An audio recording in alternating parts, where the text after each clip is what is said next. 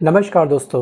पिछले दिनों यूक्रेन के मसले पर 28 फरवरी 2025 को डोनाल्ड ट्रंप और वोलोदिमीर जेलेंस्की के बीच में हुई तीखी नोकझोंक के बाद अमेरिका और यूरोपीय देशों के बीच में दोस्तों तनाव या फिर उसकी तपिश और भी अधिक बढ़ चुकी है। लेकिन दोस्तों, क्या इस तनाव से वैश्विक समीकरणों पर कुछ नेगेटिव इम्पैक्ट पड़ेगा? क्या अमेरिका यूरोप तनाव से जी हाँ आने वाले भविष्य में क्या क्या बदलाव आ सकते हैं? इस तमाम बातों को छोटे से वीडियो में डिस्कस करने का हम लोग प्रयास करेंगे। सो गाइस, यूक्रेन के मसले पर अमेरिका और यूरोप, खास तौर पर दोस्तों यूरोपीय संघ जो है जिसमें 28 देश शामिल हैं, ये अब आमने सामने आ चुके हैं। मतलब कि अमेरिका वर्सेस यूरोपीय संघ के बीच में एक बहुत बड़ी जंग हमको होती हुई दिख रही है। सो गाइस, दोनों मिलकर के पश्चिम का जो कॉन्सेप्ट बनाते थे अब तक मिल करके, जी हाँ, वह अब चौराहे पर आकर के खड़ा हो चुका है। सो गाइस, दोनों के बीच की दूरियां अब बढ़ती जा रही है। और दोस्तों, यूरोपीय देशों की पहली बार ये एहसास हो चुका है तमाम यूरोपीय संघ के देशों को कि अब हमको आत्मनिर्भर बनना पड़ेगा। जी हाँ, अमेरिका पर जो हमारी निर्भरता थी उसको अब कम करना पड़ेगा। और दोस्तों, सुरक्षा के लिए खुद से कदम उठाने हमको खुद पड़ेंगे। दोस्तों, यही वजह है कि यूरोपीय यूनियन, जिसको हम बोलते हैं EU, देशों के बीच में लगातार बैठक पे बैठक हो रही है। तमाम देश आपस में मीटिंग खेल रहे हैं। सो गाइस, यहाँ पे एक चीज़ मैं आपको डिस्कस कर दूँ कि जो सेकंड वर्ल्ड वार हुआ था 1939 से स्टार्ट हुआ था, 1945 में समाप्त हुआ था। हिरोशिमा नागासाकी परमाणु बम गिराए गए थे 9 अगस्त 1945 पर। उसके बाद से इस पर लग गया था फुल स्टॉप। सो गाइस, द्वितीय विश्व युद्ध के बाद से अमेरिका और यूरोप साथ साथ चलते हुए हमको अब तक दिख रहे थे। और अमेरिका की अगुवाई में ही पश्चिमी देशों ने ग्लोबल गवर्नेंस का फ्रेमवर्क, जी हाँ, मैन्युफैक्चर किया था या फिर इसको डिज़ाइन किया था। सो बस अमेरिका की लीडरशिप के बगैर यूरोपीय देश ना तो इकट्ठे हो पाते। सोचिए, इतने सारे देश हैं यूरोपीय संघ में, वो इकट्ठे नहीं हो पाते क्योंकि कभी कभी विचार नहीं मिलते हैं आपस में। दोस्तों, ना अपनी विदेश नीति बना पाते और यहाँ तक कि यूरोपीय यूनियन के तौर पर वो खड़े भी नहीं हो पाते। लेकिन अमेरिका ने यूरोप को सुरक्षा देने की जो भूमिका निभाई है, जी हाँ, वर्तमान समय में इस समय जो ट्रंप हैं वो अपने कदम को पीछे कर रहे हैं।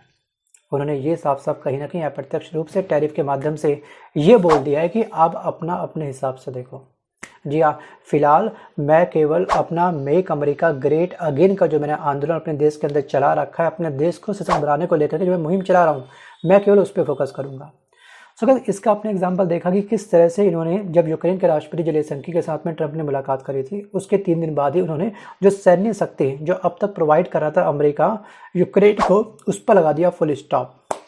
और एक्चुअली दोस्तों, कहीं ना ट्रंप ने शायद कसम खा रखी गंगा जल हाथ में लेकर के कि जो बाइडेन के तमाम फैसलों को मैं चेंज कर दूंगा। पहले ही दिन 100 में से 78 फैसलों को उन्होंने क्या करा, जो बाइडेन के फैसलों को पलट दिया।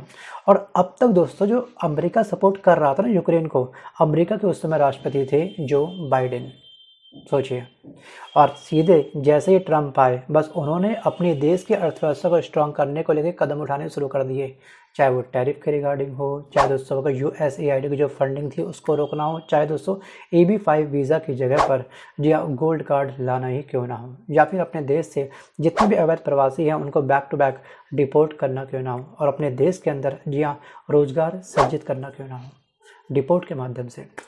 सो गाइस, अब यहाँ पे बात करते हैं कि आखिरकार क्या अपनी सुरक्षा का जिम्मा यूरोप खुद ले सकता है? क्या इतना वो कैपेबल है?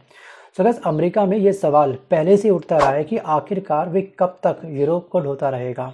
जी हाँ, ये सवाल अमेरिका के अंदर बहुत चल रहा है कि अमेरिका ने बहुत सपोर्ट कर दिया है, अब केवल हमारा देखो बस केवल। अब दोस्तों, ट्रंप ने यहाँ तक कहा है कि अगर नाटो खत्म हो जाता है तब भी उन्हें कोई फर्क नहीं पड़ेगा। सो गाइस, ये है ट्रंप का कॉन्फिडेंस। सो गाइस, यूरोप की सुरक्षा के मामलों में भी उन्होंने जी हाँ काफ़ी बेफिक्री जताई है अपने कई बार प्रेस कॉन्फ्रेंस के अंदर। अगर इनकी स्टेटमेंट को ध्यान से सुनोगे तो दोस्तों, वे इशारा करते हैं कि यूरोप खुद भी कुछ करे। भाई, कब तक हम पे डिपेंड रहेगा? यूरोप में ऐसे कई बड़े नेता हैं जो आर्थिक तौर पर काफ़ी विकसित हैं, लेकिन सुरक्षा पर वो ज़्यादा खर्च नहीं करते हैं। और कई बार दोस्तों, ट्रंप ने इन तमाम देशों को छोटा सा आगाह भी किया था कि अपनी तमाम GDP का कुछ परसेंट, काफ़ी अधिक से अधिक परसेंट अपने डिफेंस पे खर्च करो। लेकिन वो डिफेंस पे खर्च करते नहीं है, और इसलिए उनके डिफेंस दोस्तों काफ़ी कमज़ोर हो चुके हैं, और इसलिए वो अमेरिका से अब तक हेल्प लगातार मांगते रह रहे थे। ठीक है, किसी का सहारा बनो, किसी के बैसाखी मत बनो। सो शायद ट्रंप इसी तर्ज पे अब काम कर रहे हैं कि मुझे किसी का हल्का फुल्का मैं हेल्प कर सकता हूँ, लेकिन उससे पहले मैं अपने देश की हेल्प करूँगा। टाइम मिला, पैसा बचा तो मैं हेल्प कर सकता हूँ। लेकिन दोस्तों अब ऐसा लग रहा है कि यूरोप अपनी सुरक्षा का जिम्मा अपने कंधों पर उठाने के लिए जी हाँ विवश हो चुका है। और फ्रांस के राष्ट्रपति दोस्तों इनका नाम है इमैनुअल मैक्रों, इन्होंने भी ये कहा था साफ साफ कि उनके परमाणु हथियार पूरे यूरोप के लिए सुरक्षा ढाल बन सकते हैं। सो गैस यहाँ पे ना फ्रांस जो देश है, फ्रांस मैक्सिमम जो वेपन्स है ना वो एक्सपोर्ट करता है, और हमारी इंडिया की जो मैक्सिमम डील होती है वेपन्स को लेकर के वो रूस के साथ होती है। सेकंड नंबर पे हम लोग जो बाय करते हैं दोस्तों वो करते हैं फ्रांस के साथ में, और थर्ड नंबर पे हम अमेरिका से वेपन्स बाय करते हैं। आपको याद होगा राफेल हमने कहाँ से परचेस करे थे, फ्रांस से। और अभी कुछ समय पहले दोस्तों Su-57 फाइटर जेट और F-35 दोस्तों जो अमेरिका का फाइटर जेट है, इन दोनों के बीच में होड़ लगी हुई है और हमको फाइटर जेट बाय करने हैं। लेकिन जहाँ तक मेरी उम्मीद है कि हम मैक्सिमम रूस से बाय करते हैं, तो हम इस बार भी अपनी डील जो लॉक करेंगे वो करेंगे रूस के साथ, क्योंकि दोनों के प्राइस में ज़मीन आसमान का फ़र्क है। और जो रूस का Su-57 है दोस्तों फाइटर जेट, उसका हम लोग साक्षात प्रमाण रूस यूक्रेन युद्ध के अंदर देख चुके हैं। अब यहाँ पे कहीं ना कहीं ट्रंप अपना ट्रम्प कार्ड ये खेल रहे हैं कि ब्रिक्स देशों को तोड़ने के लिए रूस को, जी हाँ, रूस के साथ अपनी जो दूरियां है उसको कम कर रहे हैं, ठीक है। और किसी भी हालत में रूस को ये अपने संगठन, जी हाँ, G7 में शामिल करना चाहते हैं। अगर रूस एक बार भी गलती से भी G7 जो विकसित देशों का समूह है उसमें शामिल हो गया तो ब्रिक्स संगठन हमारा ब्रेक हो सकता है, क्योंकि हमारे ब्रिक्स संगठन में दोस्तों इसमें वर्तमान में 10 देश हैं और 5 इसके मूल देश थे, और इस मूल देश में 2 देश काफ़ी मजबूत देश हैं, खासतौर पर चाइना और रूस। दोस्तों यूरोपीय संघ और अमेरिका के बीच में ये जो तनाव चल रहा है, इस तनाव से भारत को नुकसान होगा या फ़ायदा, ये भी हमारे लिए जानना बहुत ज़रूरी है। सो गाइस इस बात को हम लोग 2 दृष्टि से देख सकते हैं। पहला ये कि भारत ने अमेरिका और यूरोपीय देशों के साथ में जो अपने संबंध बनाए हैं, जी हाँ काफ़ी अच्छे संबंध बनाए हैं हमने, उसी से हमें चीन के सामने खड़े होने की हिम्मत मिली थी। और इसलिए अब अगर दोनों के बीच में दरार आती है तो जाहिर सी बात यह है कि चीन को इसका फ़ायदा होगा और भारत को नुकसान हो सकता है। लेकिन दूसरी तरफ एक फ़ायदा भी हमको नज़र होता हुआ आ रहा है, बशर्त अमेरिका रूस के साथ में नए सिरे से अपने संबंध रच पाए। और ऐसी स्थिति में भारत को फ़ायदा ये मिलेगा कि अब तक उसे अपनी डिप्लोमेसी को लेकर के अमेरिका और रूस के बीच में जो संतुलन साधना पड़ा, जी हाँ, वो नहीं करना पड़ेगा। अभी इस समय ना हम कहीं ना कहीं बुरी तरीके से सच कहूँ तो फंस चुके हैं। चाइना से हम टक्कर बिल्कुल 100% ले नहीं सकते हैं, क्योंकि सारा इंपोर्ट हमारा मैक्सिमम जो इलेक्ट्रॉनिक आइटम है वो चाइना से आता है इतने सस्ते दामों पर। मेक इन इंडिया शायद कहीं ना कहीं मेक इन चाइना में कन्वर्ट हो चुका है। आप देखिए दिवाली की लड़ियाँ, लाइटिंग वगैरह तक, इनफैक्ट हमारे जो फ्लैग होते हैं भारत के जो प्लास्टिक के बने आते हैं वो भी मेड इन चाइना के होते हैं। हमारी मैक्सिमम मार्केट को चाइना ने कैप्चर कर रखा है और इस समय चाइना और अमेरिका के बीच में बिल्कुल सास बहू का रिश्ता है।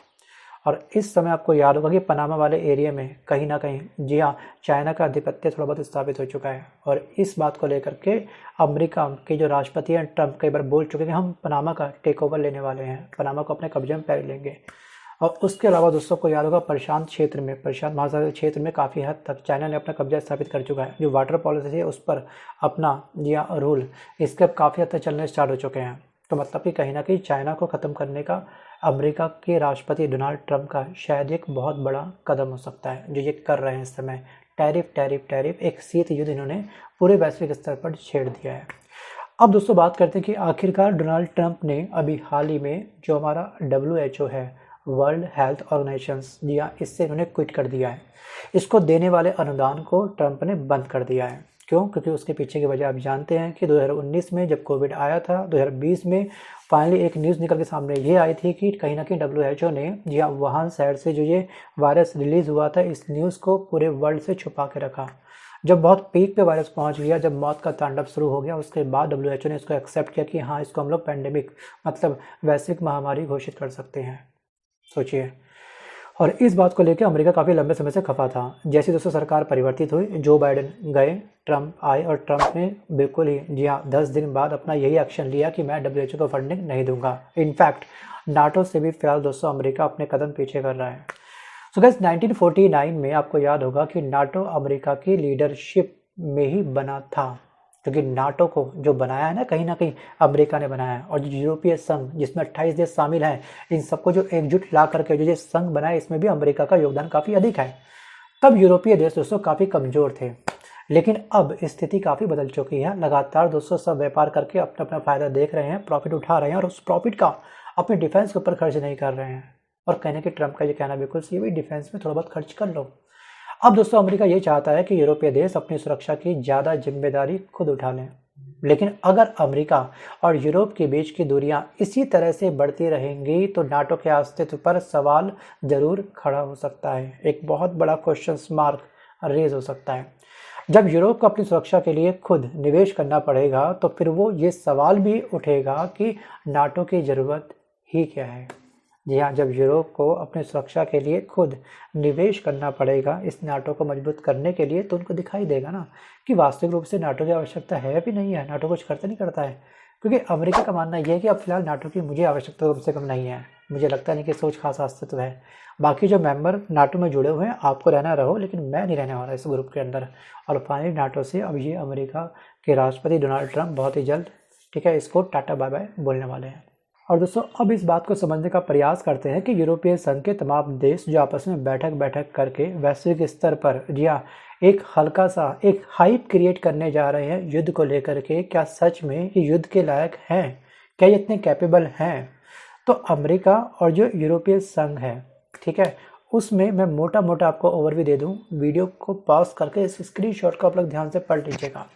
सर अमेरिका का जो रक्षा बजट है ना, या फिर मैं बात करता हूँ कि जो ये अमेरिका है ना, ये ईयू से मतलब यूरोपीय संघ से 18 गुना अधिक परमाणु हथियार इस समय अमेरिका के पास में है।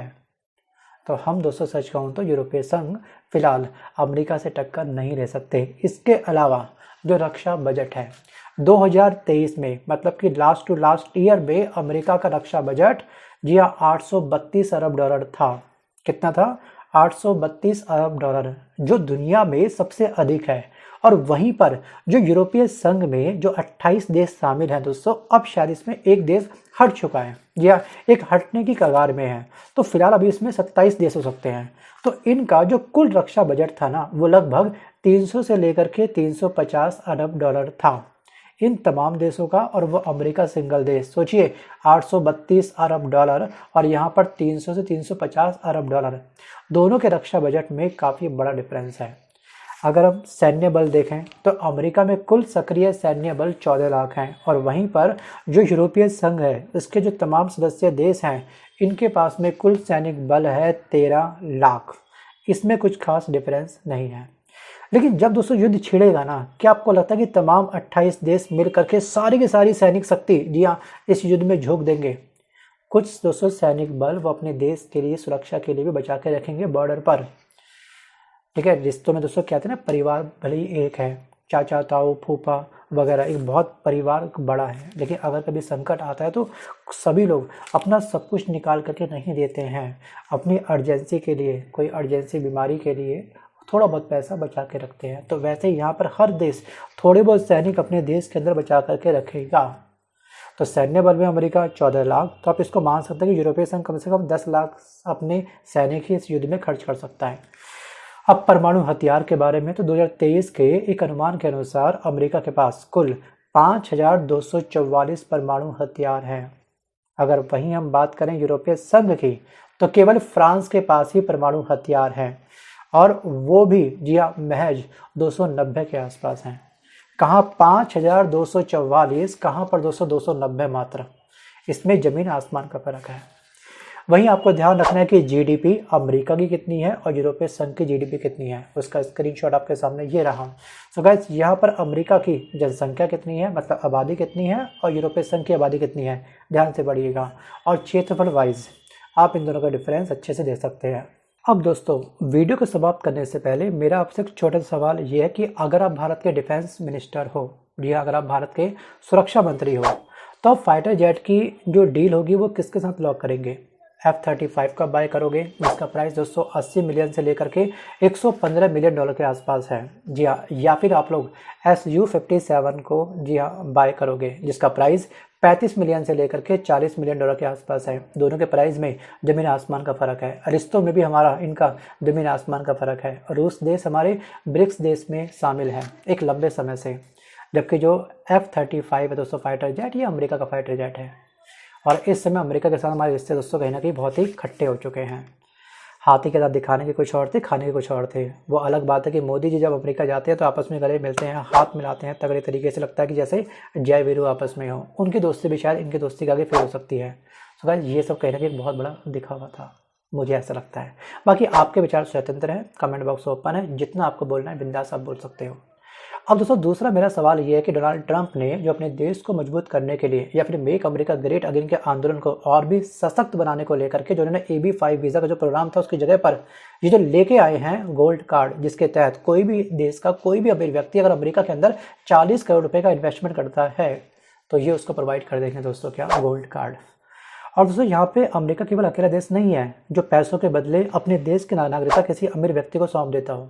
दोस्तों इससे पहले भी आपको ध्यान रखना है कि पुर्तगाल है, ग्रीस है, ग्रेनाडा हो गया और आपका तुर्की हो गया और कनाडा हो गया।